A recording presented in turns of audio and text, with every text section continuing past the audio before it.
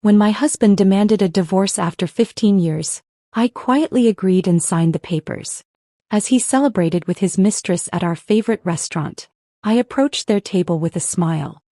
"Congratulations on your freedom," I said, sliding an envelope across the table. His smirk vanished as he read the DNA test results proving blood-red lipstick on crisp white cotton. That's what ended my marriage. Not with a scream or a bang, but with the silent horror of discovery as I stood frozen in our walk-in closet, William's dress shirt dangling from my trembling fingers. I remember the exact moment perfectly. Tuesday, 9:17 a.m. The twins were at school, Emma at her piano lesson.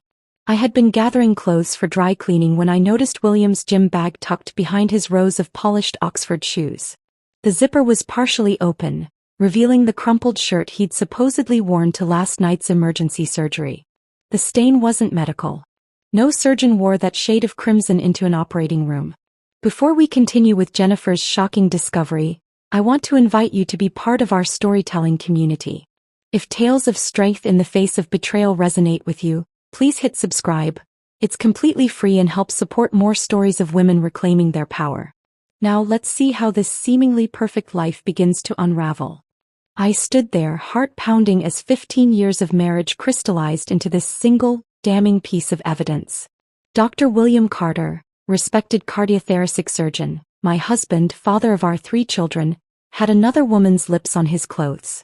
The carefully constructed reality I'd been living in shattered around me like fine crystal on marble flooring. The irony wasn't lost on me. For years, William's colleagues had called us the perfect Carters.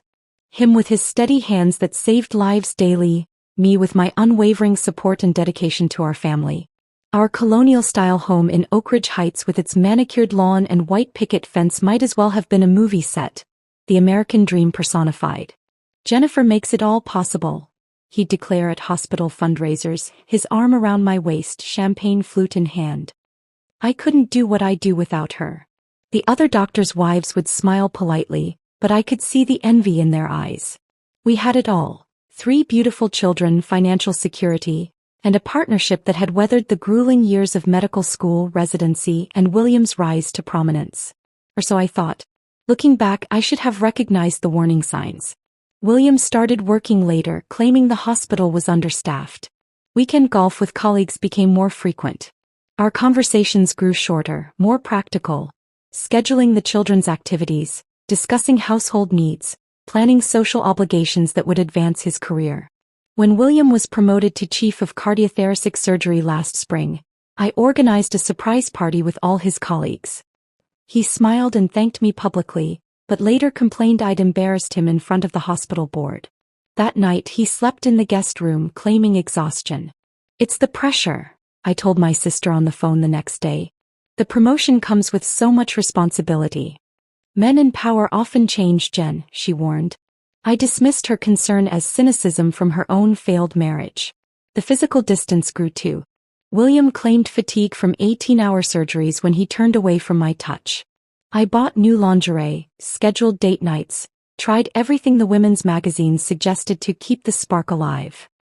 He participated half-heartedly, checking his phone throughout our carefully planned evenings. "Is everything okay between us?" I asked one night after he'd barely touched his favorite meal. "Just tired, Jen. The Jenkins case is complicated." Then he'd retreat to his home office, door closed, voice a low murmur as he took calls late into the night. I believe in trust. I believe in privacy. I never considered checking his phone or email. That was for insecure women, paranoid women. Not for Jennifer Carter, the perfect wife. Until our 15th anniversary approached. I planned to surprise William with a romantic weekend in Napa Valley, where we'd honeymooned. I needed to sync our calendars and his phone was on the counter while he showered. One quick peek to ensure he was free that weekend. That's all I intended. The text notification appeared as I held his phone. "Dr. Rebecca Harrington. Last night was amazing. Can't wait to feel you inside me again. When are you leaving her?" My finger trembled as I opened the message thread. Hundreds of texts, dating back 8 months. Intimate photos. Plans made while I was taking Emma to her recitals or helping the twins with their science projects. Cruel jokes at my expense. "William, she's planning some big anniversary surprise. Rebecca, Poor thing. Still thinks there's something to celebrate.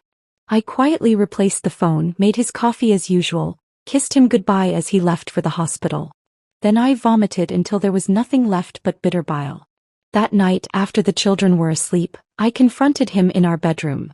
The same room where we'd conceived our children, where we'd held each other through the miscarriages before turning to IVF, where he'd comforted me through my father's death.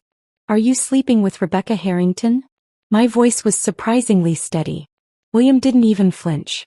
He removed his watch, placed it methodically on his nightstand. "Yes." "How long?" "Does it matter?" He looked at me with such coldness I didn't recognize him. "I want a divorce, Jennifer." The calculated cruelty of his tone shocked me more than the words. This wasn't a confession. This was an execution. "Why?" I whispered. "I've outgrown this life. Outgrown us." He gestured around our bedroom as if it were a prison cell. "I've given 15 years to this marriage, to these children. I'm 45. If I'm going to start over, it needs to be now." "Start over?" "We built this life together, William. Everything you are. Everything I am." His laugh was bitter. "I save lives daily. What do you do, Jennifer? Bake cookies for school fundraisers? Organize my sock drawer? I built this life despite the anchor of domesticity." His words struck like physical blows. I'd put my own teaching career on hold to support his medical school dreams, managed our home and children so he could focus on advancing his career, hosted countless dinner parties with hospital administrators to help him network. "You'll be taken care of financially," he continued as if discussing a business transaction. "The children will adjust. Children always do." That night he slept in the guest room.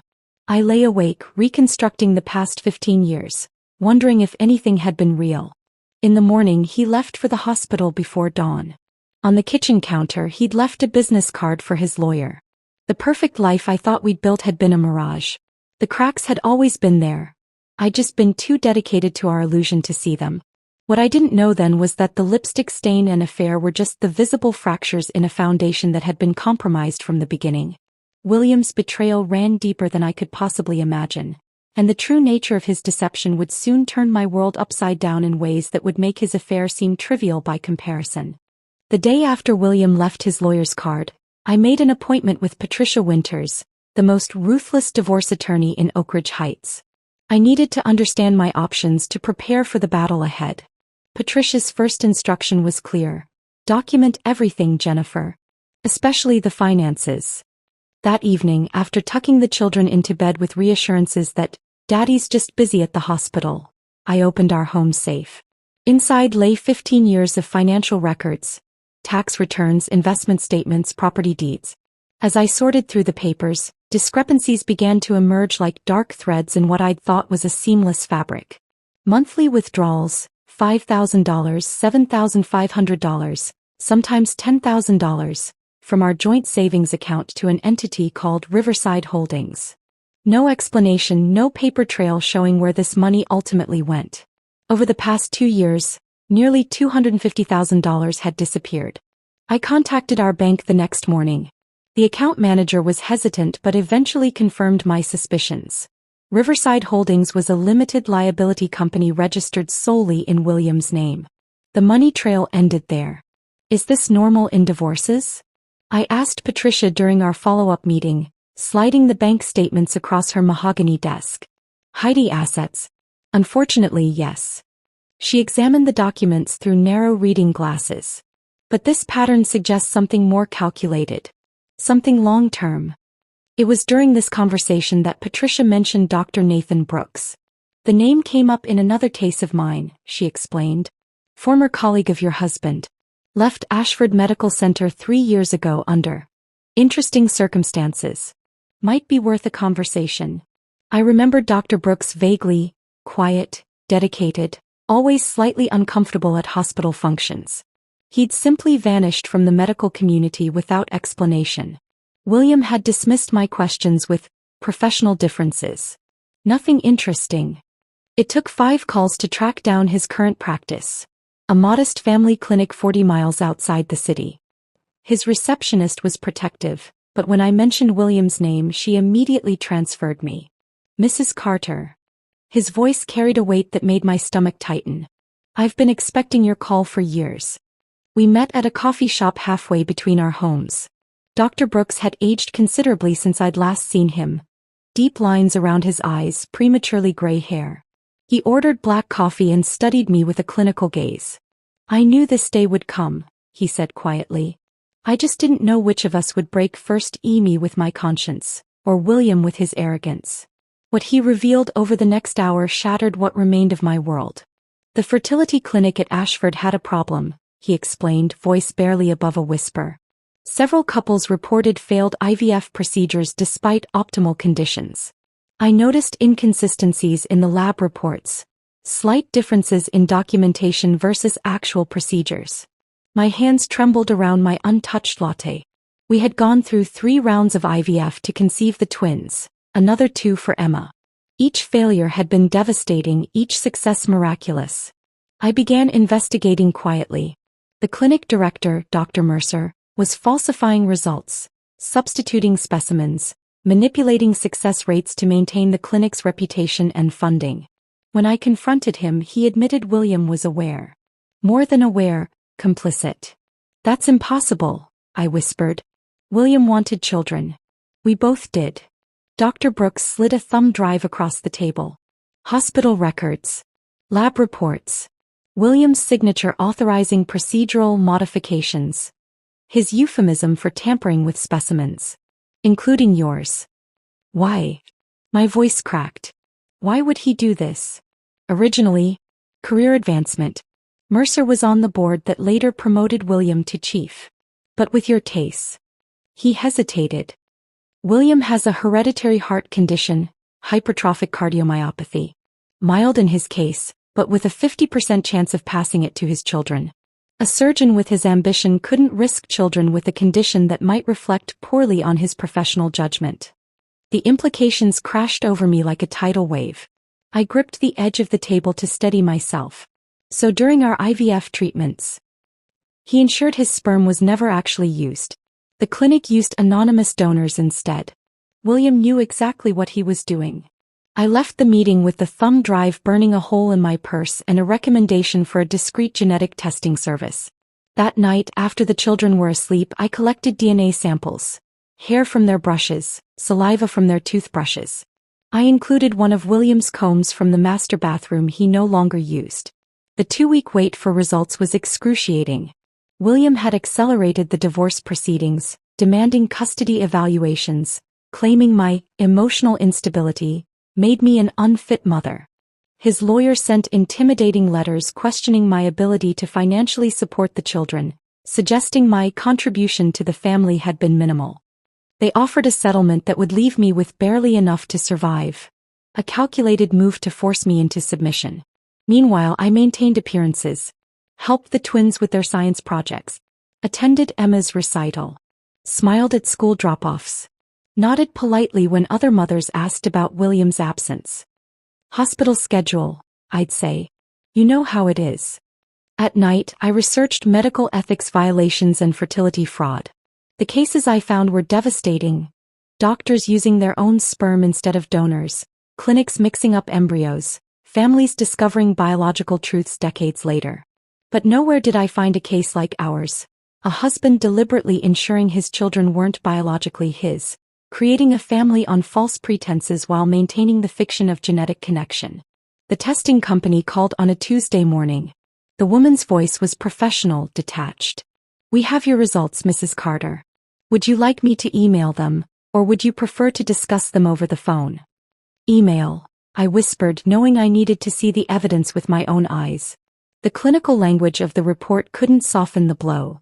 The alleged father is excluded as the biological father of the tested children. The probability of paternity is 0%. I printed 3 copies. One for my lawyer. One for the safety deposit box I'd opened in my name only. And one that I slipped into a cream-colored envelope with the Ashford Medical Center logo, taken from William's home office during those weeks of pretending nothing had changed. My hands didn't shake anymore. The devastation had crystallized into something harder, colder. This wasn't just about an affair or hidden assets. This was about a fundamental betrayal that had begun before our children were even conceived. William had deprived me of choice. He had constructed an elaborate lie that shaped 15 years of my life, my identity as a mother, our children's very existence. All while positioning himself as the generous provider, the dedicated father, the brilliant surgeon saving lives. The truth changed everything. And I now possessed the power to make sure it changed everything for him too. With the DNA test results in hand, my grief transformed into something sharper, more focused. William had constructed a false reality for 15 years, and now I would dismantle it, methodically, completely. I began by reaching out to other families who'd undergone fertility treatments at Ashford during William's oversight. Dr. Brooks provided a list of 27 couples who might have been affected. Most refused to speak with me, unwilling to question the origins of their precious children. 5 agreed to meet. The Millers had twins who looked nothing like them. The Patels had a daughter with unexpected medical issues. The Johnsons, Garcias, and Wilsons each had stories of miraculous conceptions after multiple failed attempts. Once Dr. Mercer took personal interest in their cases. "We were just so grateful," Sarah Wilson told me, tears streaming down her face. "We never questioned the how." My search led me to Diane Fletcher, a former nurse who'd worked at the fertility clinic for 12 years. We met at her small apartment outside the city, where she lived surrounded by filing cabinets. "I kept records of everything," she explained, her hands trembling slightly as she pulled out a leather-bound journal. "Patient names, procedural modifications, signatures authorizing changes. They thought I destroyed it all when I left." "Why didn't you report them?" I asked. Diane's smile was bitter. "I did. Hospital administration, medical ethics board, even the police. Every time the investigation disappeared. Your husband has powerful friends, Mrs. Carter." She showed me entries dating back 8 years.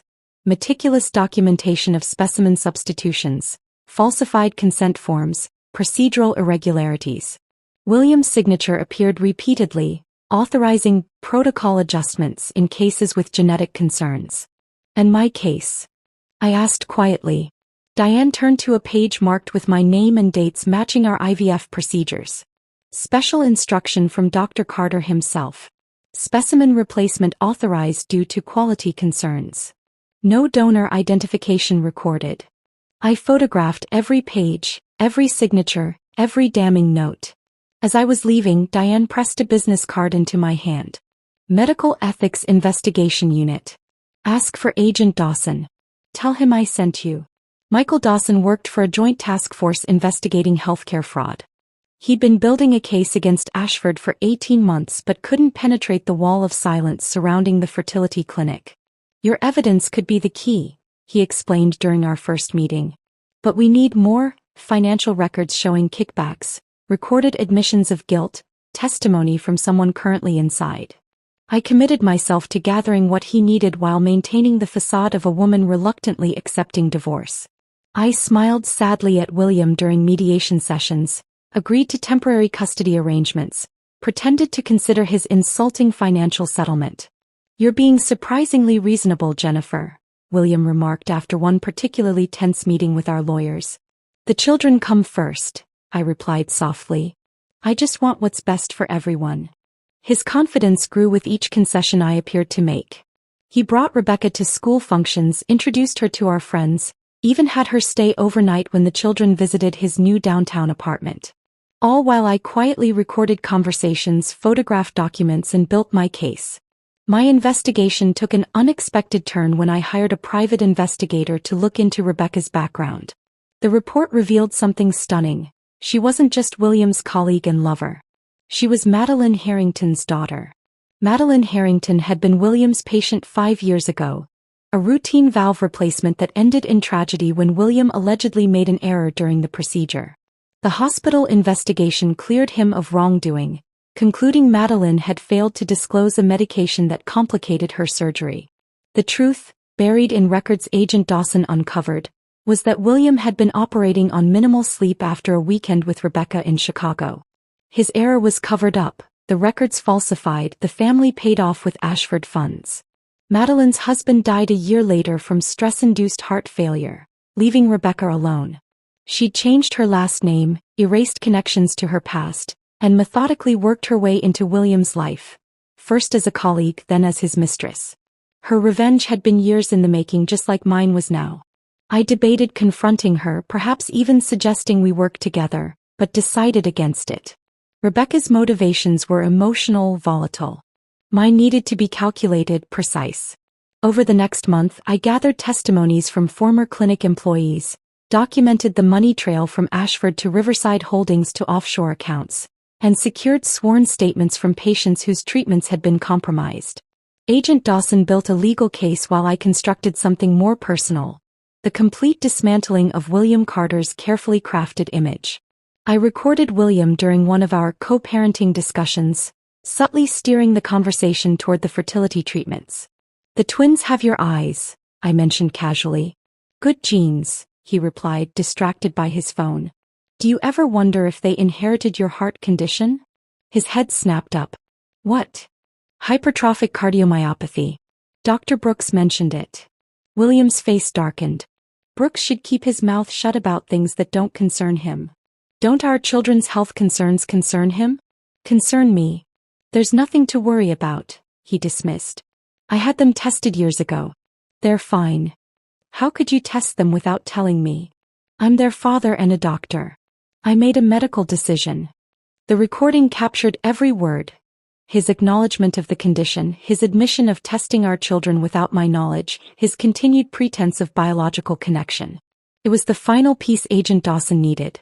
The timing couldn't have been more perfect. The annual Ashford Medical Center Gala was approaching, the most prestigious event on the hospital's calendar. William had been selected to receive the Physician of the Year award for his groundbreaking contributions to cardiothoracic surgery and unwavering ethical standards. The invitation arrived at our house, still addressed to both of us despite our pending divorce. William texted that he'd be taking Rebecca as his date, but I was welcome to attend, if it wouldn't be too awkward. I replied with the perfect blend of wounded dignity and gracious acceptance. "I wouldn't miss it. You deserve this recognition."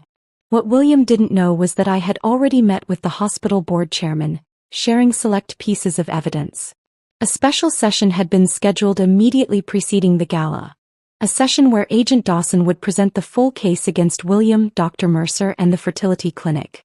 As I prepared my gala dress, a sleek black gown that Rebecca had once mocked as "suburban mom tries sophistication," in a text to William, I received notification that William and Rebecca would be celebrating at Vincenzo's after the award ceremony.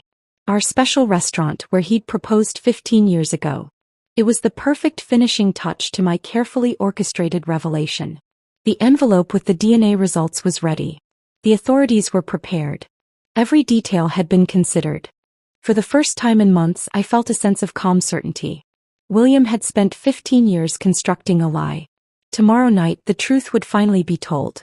The night of the Ashford Gala arrived with perfect dramatic timing.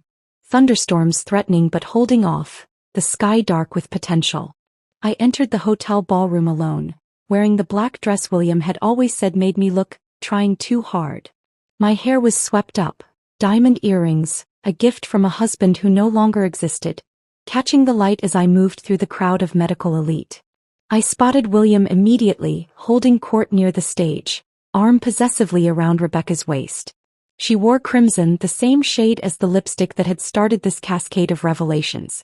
Hospital board members clustered around them, laughing at his jokes, admiring his perfect companion. The picture of success. The secret board meeting had concluded just 30 minutes earlier. I'd watched from a side room as Agent Dawson presented the evidence. Financial records, patient testimonies, Diane Fletcher's detailed documentation. The board members' expressions transformed from skepticism to shock to grim resolution. The hospital's legal counsel had immediately contacted the district attorney's office. William, of course, knew none of this as he accepted congratulations for his upcoming award. He didn't know that police officers were positioned at every exit, waiting for the signal from Agent Dawson. Didn't know that his perfectly constructed life was minutes from implosion. I mingled quietly, accepting condolences for my failing marriage from colleagues' wives who'd always seen me as nothing more than an accessory to William's brilliance. "So brave of you to come tonight," whispered Margaret Reynolds, the chief of surgery's wife. Her sympathy was genuine even as her eyes tracked William and Rebecca. "I wouldn't miss seeing William receive the recognition he deserves," I replied with a smile that made her visibly uncomfortable. The awards ceremony proceeded as planned. The hospital board chair, Dr. Helena Winters, decided that the public revelation would be more effective than a quiet arrest. William ascended the stage to thunderous applause, accepting the crystal trophy with practiced humility. "Medicine isn't just science," he intoned into the microphone. "It's a sacred trust between doctor and patient.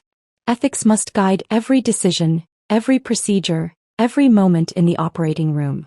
I watched Rebecca during his speech, the slight tension in her shoulders, the calculated adoration in her eyes.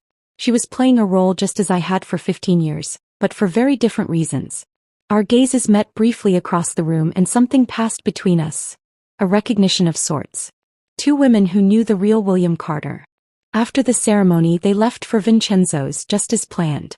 I followed 20 minutes later, the cream envelope secure in my clutch. The restaurant hadn't changed. White tablecloths, soft lighting, Italian opera playing softly in the background. The maitre d' recognized me immediately. "Mrs. Carter. How wonderful to see you again. Your husband mentioned you might join them." He had. Interesting. William was either supremely confident or setting the stage for some public humiliation. Either way, it played perfectly into my plan. They were seated at our old favorite table near the windows. William had ordered the 1982 Bordeaux we'd shared on our anniversary 5 years ago. The bottle between them cost more than a month of groceries for our children. William saw me first. His expression shifted from surprise to smugness, clearly assuming I'd come to make some desperate plea. Rebecca turned, her perfect features arranging themselves into a mask of polite concern. "Jennifer." William's voice carried that patronizing tone he'd perfected. "This is unexpected." "Is it?" I approached their table, calm and collected. "You told the maitre d' I might join you. A courtesy mention. I didn't think you'd actually come." Rebecca shifted uncomfortably. "Perhaps I should give you two a moment." "Please stay," I replied, meeting her gaze directly. "After all, you've earned your place at this table, Rebecca. Or should I call you Rebecca Harrington?" The color drained from her face. William's brow furrowed in confusion. "What are you talking about?" he demanded. "Rebecca knows. Don't you, Rebecca? Daughter of Madeline Harrington. The patient whose death you covered up, William. The woman whose heart valve you replaced while exhausted from your weekend with her daughter in Chicago. Ironic, isn't it?" William turned to Rebecca, comprehension dawning. "Is this true?" Her silence was confirmation enough. I seized the momentary confusion to place the cream-colored envelope on the table. "Congratulations on your freedom," I said quietly. "I think you'll find this interesting reading." William's hand trembled slightly as he opened it, removing the DNA test results. I watched as his expression transformed, confusion, then disbelief, then horror as understanding dawned. "This is impossible," he whispered. "Is it? You ensured your sperm was never used during our IVF treatments. You falsified medical records. You lied to me for 15 years about our children's very existence." Rebecca stared at the paper, then at William. "What is she talking about?" "Nothing," William snapped, attempting to regain control. "Jennifer's fabricating stories because she can't accept our divorce." "Then you won't mind explaining this to the hospital board," I replied, gesturing toward the restaurant entrance where Dr. Winters and several board members now stood with Agent Dawson. "Or to the district attorney's office. Or to our children." William's face contorted with rage. "You vindictive." "Choose your next words carefully," Agent Dawson interrupted, approaching our table. "Dr. William Carter, I'm placing you under arrest for medical fraud, financial crimes, and ethical violations under the Medical Practice Act." The restaurant fell silent as Dawson recited Miranda rights. Rebecca sat frozen, her own revenge supplanted by something far more comprehensive than she'd planned. "You've been planning this," William hissed as an officer handcuffed him. "All those months of playing the agreeable ex-wife. 15 years, William. You had 15 years of living your lie. I needed 3 months to expose it." As they led him away, Rebecca remained at the table, staring at her half-empty wine glass. "I didn't know about the children," she said quietly. "I believe you," I replied. "Your mother deserved justice too." In the weeks that followed, the story exploded across medical and mainstream news. William faced multiple felony charges, his medical license suspended pending trial. The fertility clinic was shut down pending a complete investigation. Dozens of families came forward, seeking answers about their children's genetic origins. The financial repercussions were immediate and comprehensive. William's hidden assets were frozen. The court appointed a forensic accountant who traced every dollar he'd diverted. My children's financial future was secured through a trust established with recovered funds. Dr. Brooks approached me after William's preliminary hearing. Ashford is establishing an ethics review committee to oversee reproductive services when they reopen. They've asked me to lead it. Congratulations, I said sincerely. Actually, I suggested we co-chair it. Your perspective would be invaluable. The offer surprised me. For 15 years I'd been Jennifer Carter, the surgeon's supportive wife. My identity had been subsumed by William's career, his needs, his image. Now I was being asked to step forward as myself. 6 months after the gala, I sat across from Rebecca at a different restaurant. Our unlikely alliance had formed during the legal proceedings, two women manipulated by the same man for different reasons. Do you regret it? She asked. Exposing everything? The children will eventually learn the truth. I considered her question carefully. They'll learn that their origins aren't what we thought, but that doesn't change who they are or how much I love them. The foundation of their lives was built on lies. I chose truth, however difficult. That night, watching my children sleep in the home we'd kept despite William's attempts to force its sale, I felt something unexpected. Not satisfaction or vindication, but liberation. The perfect family illusion had shattered, but in its place was something authentic. I was no longer living someone else's carefully constructed lie. For the first time in 15 years I was authoring my own story. Messy, complicated, and absolutely mine.